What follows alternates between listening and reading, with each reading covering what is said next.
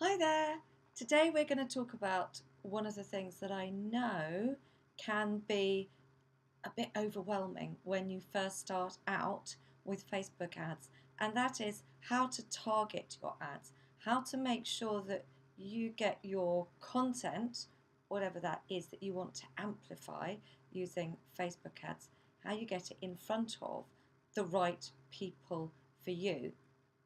Now, first of all, I would suggest that before you actually set a Facebook ad live, go and just have a look through the ads manager if that's what you're going to use to put your ad together, and that is what I would recommend.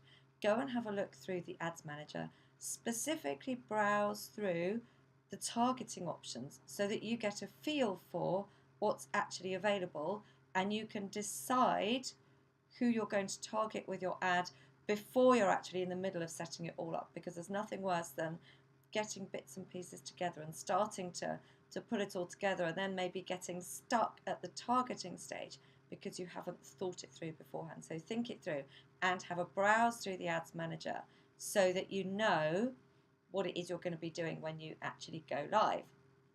Second point I would suggest is that you don't just go out there with your ad to a target audience, spending the budget that you've decided to spend without doing a little bit of pre-testing. And by pre-testing, what I mean is using a very small budget to test a few different targeting options for your ad. When you're running Facebook ads, you can test lots and lots of different variants. In fact, so many that it can make your head explode. So I really don't suggest that. But the most important form of testing you can actually do is to test out your ad against different audiences. Because until you actually go live, you don't know how a particular audience that you might have chosen is going to respond to maybe the image or the video that you've got in your ad, or the words that you've got in your ad, the offer that you're making, or the call to action that you are sharing in your ad. You just don't know. So for the best results, do plan to spend a little bit of time, 2 or 3 days up to a week, running your ads out on a low budget to maybe 4 different audiences so that you can then look at the results and see which audience seems to resonate the best with your ad and your content. And then you can think about actually scaling that up and showing that ad to much more of that audience by increasing the budget. So my 2 top tips. But okay, how do we actually go about choosing an audience in the first place?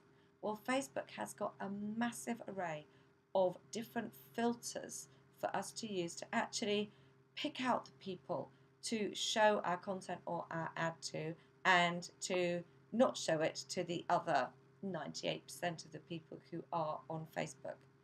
Now, what we are trying to do when we're running a Facebook ad is absolutely that, is show our ad to a group of people who are most likely to actually resonate with that ad and take action, as opposed to the rest of the people on Facebook. So what we need to do is think of ways that would identify the specific group that we want to show our ad to, that are going to make it different from the rest of the people on Facebook. So we've got the obvious ways of picking out people, which are location, age, and gender. So they are the filters that you'll see right at the top when you first go into the Facebook Ads Manager. You'll see those are the first ones that you can actually choose. But of course, just choosing your people based on those criteria is going to give you a very, very broad audience that is going to contain a lot of people that aren't right for you, unless you're maybe a local business that just wants to advertise to a specific town or cluster of villages and you've got very niche location and maybe ages, then that might be all that you need. So this targeting really is business dependent, so I'm giving you a broad outline. So we can go then from thinking about age, location and gender to the next stage of picking out our people and identifying them, as opposed to the great mass of people using Facebook. And the next way that we can pull them out is by thinking about broad interests. And this is Facebook's term for it, broad interests. So these would be things like business, TV and film, gardening, cookery, hill walking, football, celebrities. So you can see that when you're thinking about people at this level, yes, we can pick out people who might be interested in gardening. And if you're selling something that's related to gardening, well, that's great, but that's still a really, really broad way of identifying those people, as Facebook's name would suggest. And again, if we pick out an audience just based on broad interests, then very often it might contain a mass of people who really aren't the right people for us. Say if we are selling gardening tools and we are targeting people who've got a broad interest in gardening, it could just be that they read gardening books, or they like going to open gardens or garden related exhibitions, but they don't actually have a garden of their own, and they're never ever going to pick up a tool, so they wouldn't be your type of people because they would never buy a gardening tool. So that's why broad interests can be helpful, but I would approach them with caution. So the next level down that we can go is by using Facebook's much loved filtering system, which is thinking about the Facebook pages that your people would have liked that would give us an indication that they are the right people for us to target. So here, if we are thinking about maybe targeting small business owners, which I do all the time, then I might be thinking about people that those small business owners follow because they learn from them. So maybe big names in marketing, for example. For me, I'm looking at people who are maybe following big names in social media and digital marketing, such as Social Media Examiner or Mari Smith, say. For you, it might be big names in your particular sector. And think about the big names that people in your sector or the people that you are after would know about and would follow that other people maybe in the same broad category wouldn't know about. So think about the people that they would follow that would really start to identify them as your people. Similarly, you could go on where people like to spend their money, because once people are spending money, they are actually taking an action, they're making an investment. So if people are spending money with a competitor of yours, for example, if your competitor has a big enough Facebook page to actually be indexed by Facebook, and not every Facebook page will show up as an interest, but if your competitor does, then that's a great way to actually start picking out the group of people that could be right for you. If not a competitor, then maybe somewhere else that your people might be spending their money that would give us a big clue that they might then be happy to spend time and money investing in you. So maybe your people have got a particular interest and they are spending money on buying kit around that interest, and you actually sell something else related to that interest. Well, you might target people based on the Facebook page that they like that would be selling them the kit related to your interest. Do you see where I'm coming from? What you want to try and do is get into your people's heads and think about actually where they're taking action in a way that shows that they could be the right people for you, in that they are actually investing time or money in solving the challenge that they've got or achieving the dream that they have got. So we can think about interests that are reflected in the pages that our people would have liked, or indeed words that they might have used when they're having conversations on Facebook. A good one to think about might be the media that these people consume. It might be books or magazines that they would read if competitors or shops or the like aren't necessarily the right choice for you. So start to have a brainstorm there and think about a lot of different options so that you can hone in once you've done a bit of research on Facebook itself, so you can hone in on exactly what's going to be right for you.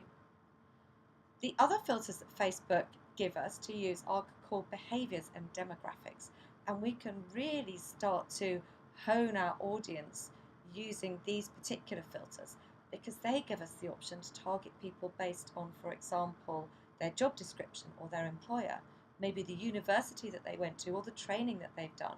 We can target people based on their income level. Oh yes, we can. And also the type of house that they own, the type of car they buy, and how often they replace it. We can target people based on whether they are parents or not, and if so, what age children they have.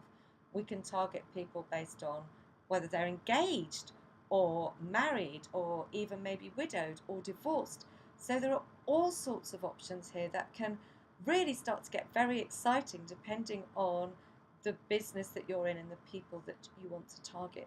So do go and have a look through this section in the Ads Manager, or indeed in Power Editor if you're using that, and really get familiar with all the different targeting options that there are. One thing you might think about is that, well, I would love to target people who say shop at Marks and Spencer, but I don't want to target everybody. I want to target people who shop at Marks and Spencer but live in a specific location and also read a particular magazine. You can absolutely do that. So if you want to do this kind of filtering, every time you add on a layer of filtering, the size of your audience gets smaller because you are chopping out people that don't belong to the next level of filtering, but you can end up with a very specific audience for you. So in that case, the first thing you would do would be to choose the location, because that comes up first in the Ads Manager. Then you would choose your page like interest, Marks and Spencer, and underneath that you will see that Facebook gives you the option to narrow your audience. So you click on that and you'll find another box comes up where you can add in any interests or behaviors or demographics to narrow your audience to make it more specific. And in there you would add the name of the particular magazine. So you would then have chosen an audience that is location specific, that is interested in Marks and Spencer's, and also interested in this particular magazine. By the same token, you can actually exclude chunks of your audience as well when you are setting up targeting in Facebook. So you can say, well, I want to include everybody who's interested in Marks and Spencer, but exclude everybody who's interested in Debenhams, say, or whatever the interests or the demographics are that you're interested in using as filtering. So Facebook can allow you to really narrow down or target a very broad audience. It can allow you to create, if you like, a subset of several filters, or it can allow you to take one audience and exclude another audience from it. So you've got all sorts of variations.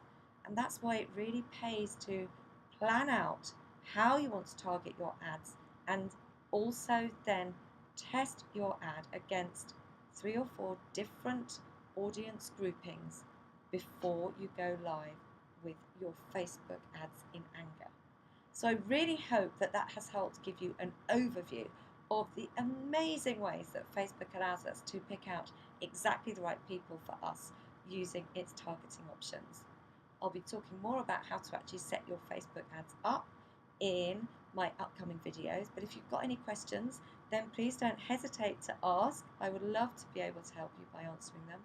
And if you've got any ideas for future videos, then please also just let me know and I'd be delighted to make them for you. But until the next video, I'm going to sign off now, so it's bye for now.